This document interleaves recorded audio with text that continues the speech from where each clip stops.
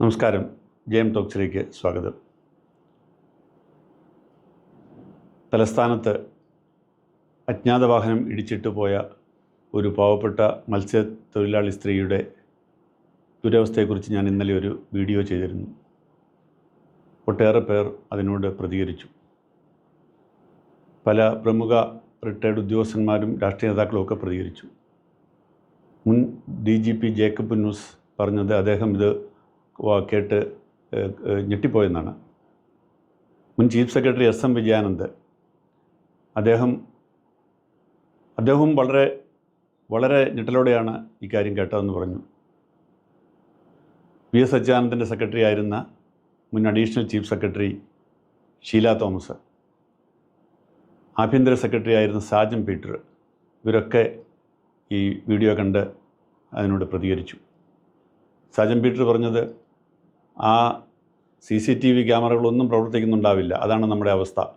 അദ്ദേഹം പറഞ്ഞതുപോലെ സംഭവിച്ചു, അത് വേറെ കാര്യം. SM വിജയാനന്ദ് ഒരു പടി കൂടി കടന്ന് അദ്ദേഹം എൻ്റെ വീഡിയോ ആഭ്യന്തര മന്ത്രി രമേശ് ചെന്നിത്തലയുടെ ഉപദേഷ്ടാവായ മുൻ DGP ഹേമേന്ദ്രൻ അയച്ചു കൊടുത്തു. എന്നിട്ട് ഹേമേന്ദ്രൻ അതേക്കുറിച്ച് അന്വേഷിച്ച് നൽകിയ മറുപടിയും അദ്ദേഹം എനിക്ക് അയച്ചു തന്നു.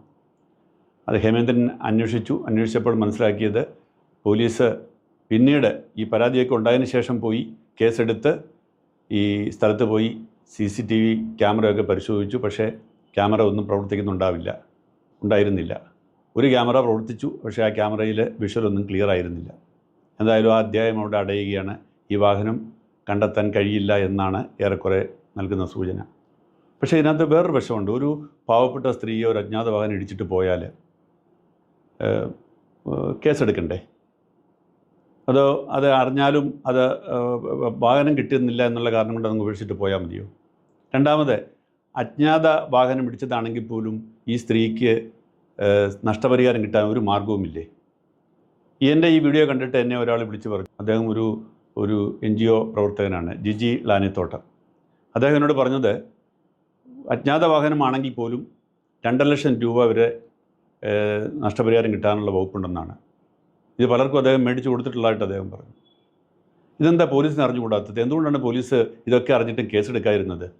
ആ പാവപ്പെട്ട മത്സ്യത്തൊഴിലാളി അർദ്ധരാത്രിക്ക് കടലിൽ നിന്നും മീൻ വാങ്ങി ഈ രാത്രി മുഴുവൻ യാത്ര ചെയ്ത് അവർ തിരുവനന്തപുരത്ത് നഗരത്തിൽ വന്നിറങ്ങി ഏതാനും വീടുകളിൽ അത് വിറ്റിട്ട് ഉപജീവനത്തിനും ഉള്ള പൈസ കണ്ടെത്തുന്ന ഒരു സ്ത്രീയാണ്. 65 വയസ്സിൽ ഏറെ പ്രായമുള്ള സ്ത്രീയാണ്. ഒരു ദിവസം അവർ ഈ മീൻ വിറ്റില്ലെങ്കിൽ അവരുടെ വീട്ടിൽ പട്ടിണിയാണ്. അങ്ങനെയുള്ള സ്ത്രീ ഇനി എത്ര ദിവസം കഴിഞ്ഞായിരിക്കും അവർക്ക് ജോലിക്ക് പോകാൻ കഴിയുക? ഇതേക്കുറിച്ചൊന്നും ആർക്കും യാതൊരു ബോധറേഷനും ഇല്ല. ഇപ്പം തന്നെ ഏകദേശം 10,000 രൂപയ്ക്ക് മുകളിൽ ചിലവായി കഴിഞ്ഞു ചികിത്സയ്ക്ക് വേണ്ടി. സർക്കാർ ആശുപത്രിയിലാണെങ്കിൽ പോലും നമുക്കറിയാം, കാശ് കൊടുത്ത് മരുന്ന് വാങ്ങണം, പല ചിലവുകളുമുണ്ട്. എവിടെ നിന്ന് അവർക്ക് ഈ കാശ്? അവർ കടം വാങ്ങിയാണ് ഇപ്പോൾ ഇതൊക്കെ ചെയ്തിരിക്കുന്നത്. അല്ലെങ്കിൽ ആരെങ്കിലുമൊക്കെ നൽകിയ ചെറിയ സഹായങ്ങൾ മാത്രമാണ് അവർക്കുള്ളത്. ഇതെന്താ പോലീസിന് അറിഞ്ഞുകൂടാത്തത്? എന്തുകൊണ്ടാണ് പോലീസ് ഈ കേസെടുക്കാനായിട്ട് തയ്യാറാകാതിരുന്നത്? അതിലെല്ലാം ഉപരി എന്തിനാണ് ഈ സ്ത്രീയെ വീട്ടിൽ പോയി മൊഴിയെടുക്കേണ്ട സ്ഥാനത്ത് എന്തിനാണ് സ്ത്രീയെ ഇത്രയും ദൂരം ഈ വാരിയലുകൾ ഒടിഞ്ഞ് കൈയൊടിഞ്ഞ പ്ലാസ്റ്റർ ഇട്ട ഈ സ്ത്രീയെ എങ്ങനെ അവർക്ക് പോലീസ് സ്റ്റേഷനിൽ വിളിച്ചു വരുത്തി മൊഴിയെടുക്കാൻ കഴിഞ്ഞു? ഞാൻ പിന്നീട് അറിഞ്ഞ കാര്യം അതിലേറെ ഞെട്ടിക്കുന്നതാണ്. അവർ പോലീസ് സ്റ്റേഷനിൽ വിളിച്ചു വരുത്തിയെന്ന് മാത്രമല്ല, ആ സ്ത്രീയെയും കൂട്ടിക്കൊണ്ട് അവർ ഈ അപകടം നടന്ന സ്ഥലത്ത് പോയി അവിടെയും തെളിവെടുപ്പ് നടത്തി. നോക്കണം, എന്തോ കുറ്റകൃത്യം നടത്തിയ ഒരു പ്രതിയെ കൊണ്ടുവരുന്നത് പോലെയാണ് ഈ പാവപ്പെട്ട സ്ത്രീയെ. അവർ ചെയ്ത കുറ്റമെന്ന് പറയുന്നത് ഒരു വണ്ടി അവരെ ഇടിച്ച് നിലത്തിട്ടു എന്നുള്ളതാണ്. ആ പരുക്കുകളോടെ ആ ഒടിഞ്ഞ വാരിയല്ലുമായി ഒടിഞ്ഞ കൈയുമായിട്ട് ആ സ്ത്രീയെയും കൊണ്ടുവന്ന് അപകട സ്ഥലത്ത് വന്നവർ പോലീസ് തെളിവെടുത്തിരിക്കുന്നു. അവിടെയും അവസാനിക്കുന്നില്ല. ഇന്നലെ ഞാൻ ഈ വീഡിയോ ചെയ്ത ശേഷം അറിഞ്ഞൊരു കാര്യം, ഞാൻ അവരുടെ വീടുമായിട്ട് ബന്ധപ്പെട്ട് അറിഞ്ഞത്, ഇന്നലെ അവരെ ട്രാഫിക് പോലീസ് വീണ്ടും വിളിച്ചു, ട്രാഫിക് പോലീസ് സ്റ്റേഷനിൽ വരുത്തി വീണ്ടും അവരുടെ മൊഴിയെടുത്തു. എന്തിനാണ് അവരോട് ഈ ക്രൂരത? എല്ലാം കഴിഞ്ഞിട്ട് ഇപ്പോഴേ ഞാൻ പറയുന്ന ഈ കേസ് ഇങ്ങനെ ക്ലോസ് ചെയ്യാൻ പോവാണ്. അജ്ഞാത വാഹനമായതിനാൽ ഞങ്ങൾക്ക് ഒന്നും ചെയ്യാൻ നിവൃത്തിയില്ല, ഞങ്ങൾ ഈ കേസ് ഇവിടെ അവസാനിപ്പിക്കുന്നു എന്ന് പറഞ്ഞ് അവസാനിക്കും. ആ സ്ത്രീയുടെ മാസങ്ങളോളം ആ സ്ത്രീക്ക് ജോലി ചെയ്യാൻ പറ്റില്ല. ആ സ്ത്രീയുടെ കടം വീട്ടാനായിട്ട് ഒരു മാർഗവുമില്ല. ആ സ്ത്രീയുടെ ജീവിതമാർഗ്ഗം അടയുകയാണ്. ഇതിന് പരിഹാരം ഉണ്ടാക്കാൻ കഴിയുന്നില്ലെങ്കിൽ സർക്കാർ എന്ത് ചെയ്തിട്ട് എന്താ കാര്യം? ഇതിന് ആ സ്ത്രീക്ക് നിയമസംരക്ഷണം കിട്ടാൻ കഴിയുന്നില്ലെങ്കിൽ പോലീസ് എന്ത് ചെയ്തിട്ട് എന്താണ് കാര്യം? ഈ കാഞ്ഞിരപ്പള്ളിയിലെ ഒരു നിയമോപദേഷ്ടാവിനെ വിളിച്ചെന്ന് പറഞ്ഞില്ല, അദ്ദേഹം പറഞ്ഞത് ഏകദേശം 35,000 അപകടങ്ങൾ കേരളത്തിൽ നടന്നതിനെക്കുറിച്ച് അദ്ദേഹം അന്വേഷണം നടത്തി. അവരിൽ പലർക്കും നീതി ലഭിച്ചിട്ടില്ല.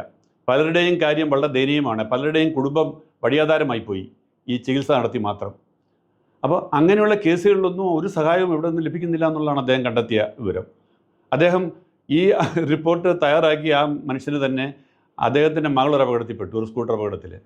എന്നിട്ട് പോലും പോലീസിൻ്റെ ആദ്യത്തെ FIR ആ പെൺകുട്ടിക്കെതിരായിട്ടായിരുന്നു. ഒടുവിൽ അദ്ദേഹം അതുവരെ നടത്തിയ അന്വേഷണം കൊണ്ട് പഠിച്ച നിയമ ജ്ഞാനം ഉപയോഗിച്ച് അദ്ദേഹം ഫൈറ്റ് ചെയ്ത് FIR അദ്ദേഹത്തിന് അനുകൂലമാക്കി അദ്ദേഹത്തിന് കോടതിയിൽ നീതി ലഭിച്ചു. പക്ഷേ എല്ലാവർക്കും ഇത് കഴിയുമോ?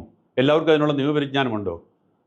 ഈ പാവപ്പെട്ട സ്ത്രീക്ക് എന്തെങ്കിലും സാമൂഹ്യ ബോധമോ വിവരമോ അറിയാമെങ്കിൽ അവർ ഈ പോലീസ് സ്റ്റേഷനിൽ പോകും. അവർ വിചാരം പോലീസ് വിളിച്ചു കഴിഞ്ഞാൽ അവിടെ പോയി മുണ്ടഴിച്ചിട്ട് നിൽക്കണമെന്നും അവിടെ പോലീസ് പറയുന്നതൊക്കെ കേട്ട് അതുപോലെ തിരിച്ചു പോരണമെന്നുമാണ് അവർ പഠിച്ചിരിക്കുന്നത്. അല്ലെങ്കിൽ പിന്നെ 2 തവണ അവർ തെളിവെടുപ്പിന് വേണ്ടിയിട്ട് ഈ കൊണ്ടു നടക്കാനായിട്ട് ഈ പോലീസിന് ലജ്ജയില്ലെന്നാണ് ഞാൻ ചോദിക്കുന്നത്.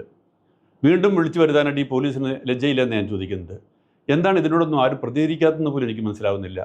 വളരെ ലജ്ജാകരമായ കാര്യങ്ങളാണ് നമ്മുടെ നാട്ടിൽ നടന്നുകൊണ്ടിരിക്കുന്നത്.